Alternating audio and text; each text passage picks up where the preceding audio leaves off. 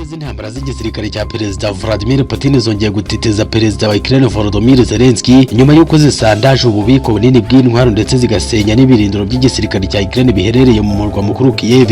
Ibi byatumye Perezida Volodymyr Zelensky yongera gutakambira ibihugu byo mu burengerazuba bw'isi ko byamuha ubwirinzi bwo kwirindiza imisire zo mu kirere zikomeje gusenya igihugu ntarutangira. Perezida Volodymyr Zelensky yongeye kuvugana ikiniga mu jambo rikomeye cyane asaba igihugu cy'Ubwongereza ubwirinzi bwo mu kirere bwa S-500 kuko aribwo bugezweho. Igice kinini cy'umurwa mukuru Kiev n'indi mijyi myinshi cyane biri mu icuraburindi nyuma y'ibitero bihambaye cyane byagabwe n'indege z'intambara z'igisirikare cy'Uburusiya. Ingabo za Perezida Vladimir Putin zongeye kwibasira bikomeye ibigo by'ingufu by'igihugu cya Ukraine, ibirindiro bikuru by'igisirikare cya Ukraine ndetse n'ububiko bunini cyane bw'intwaro, bisiga igice kinini cy'umurwa mukuru Kiev n'indi mijyi ikomeye itagira amashanyarazi n'amazi. Iturika rihambaye ry'ibisasu bya rutura byumvikanye mu murwa mukuru Kiev mu gitondo cyo kuri uyu wa kabiri ahagana ku saa 3 za mu gitondo ku saa zo mu Rwanda, bikaba saa 12 ku saa ya GMT, kandi umwotsi mwinshi cyane waturutse hafi ya sitasiyo y'amashanyarazi hafi y'umugezi wa Dnipro. Ibi byaterwaga n'ibi bombe bihambaye cyane byaterwaga n'indege z'intambara z'igisirikare cy'Uburusiya zabyukiye muri operasiyo ikomeye cyane yo gukomeza gusandaza ibice Perezida Vladimir Putin yavuze ko bagomba kwibandaho. Amashanyarazi n'amazi byaciwe mu gace ka Zitomiri mu burengerazuba bw'umurwa mukuru Kiev,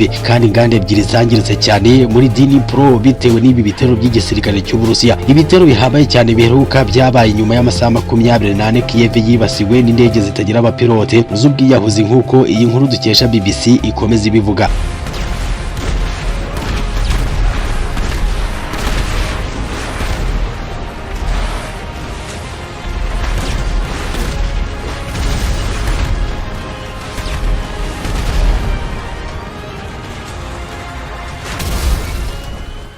Igisirikare cya Perezida Vladimir Putin gikomeje gushyira imbaraga zikomeye mu kugaba ibitero ku ngufu ndetse n'ibigo by'igisirikare cya Ukraine kiri guterwa inkunga n'ibihugu byo mu burengerazuba bw'isi. Izi drone z'intambara z'ubwiyahuzi igisirikare cya Perezida Vladimir Putin ziri kwifashisha mu kuzengereza ibihugu byo mu burengerazuba bw'isi byaje gufasha igisirikare cya Ukraine kubangamira ibikorwa bya Perezida Vladimir Putin bidasanzwe bakomeje ku butaka bwa Ukraine, bikekwa ko zakorewe muri Iran kwa Ibrahim Raisi. Perezida Vladimir Putin yakajije umurego w'ibitero mu byumweru bishize ku bubiko n'ibikorwa remezo by'amashanyarazi mu mijyi iri ku murongo w'imbere n'ibigo by'igisirikare cya Ukraine. Abayobozi bihutiye gusana ibyangiritse, ariko ibi bitero by'igisirikare cy'Uburusiya birakisukiranya hirya no hino mu murwa mukuru Kiev mbere y'itumba. Ibi byateje impungenge iki gihugu cya Ukraine kibaza uko kizabyitwaramo. Perezida wa Ukraine Volodymyr Zelensky avuga kuri ibi bitero bihambaye cyane by'igisirikare cy'Uburusiya yagize ati: Ukraine irimo gutwikwa n'abayigaruriye, bakomeje gukora ibyo bazi kurusha ibindi, gutera ubwoba no kwica abaturage. Nshuti zacu,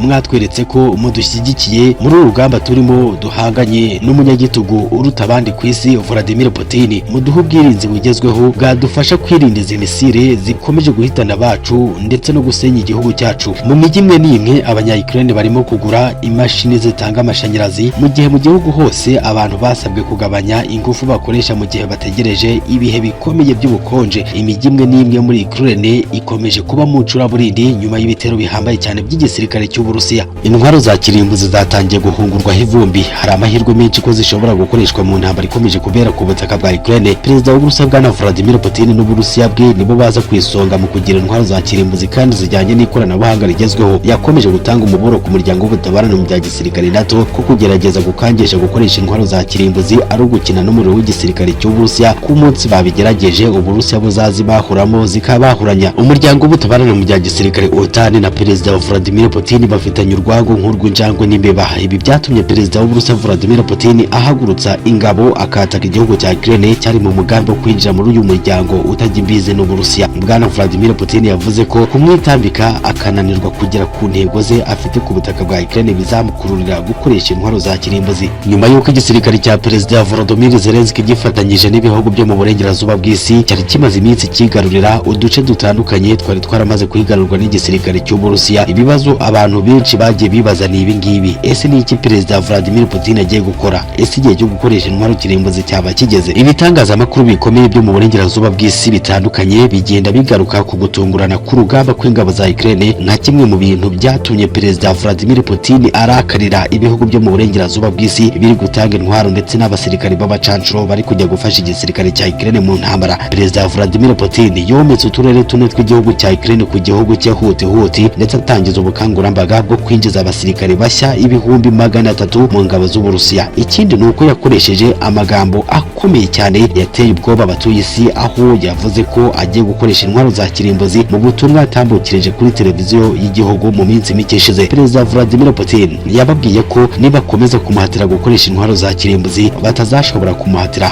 kubihagarika. Icyo gihe Perezida w'Uburusiya bwana Vladimir Putin yagize ati: ntabwo ari iterabwoba tubashyiraho, kandi abazatwitambika bakoresheje intwaro za kirimbuzi bagomba kumenya ko umwambi ushobora guhindura icyerekezo ukaberekeraho. Abasesenguzi b'abahanga n'abakurikiranira hafi intambara ikomeje kubera ku butaka bwa Ukraine bavuga ko bishoboka ko Perezida Vladimir Putin ashobora kwihimura ku bihugu byo mu burengerazuba bw'isi na Leta Zunze Ubumwe za Amerika agakoresha intwaro z'ubumara ku butaka bwa Ukraine. Jessica Jenia, umwarimu muri kaminuza ikomeye cyane ya Fields muri Australia, yavuze ko ibyago byo kuba hakoreshwa intwaro za kirimbuzi mu ntambara kubera ku butaka bwa Ukraine bigenda byongera muri ibi byumweru bya vuba habishize, nyuma yaho Abarusiya benshi bazamuye amajwi bibaza icyerekezo cy'intambara barwana ku butaka bwa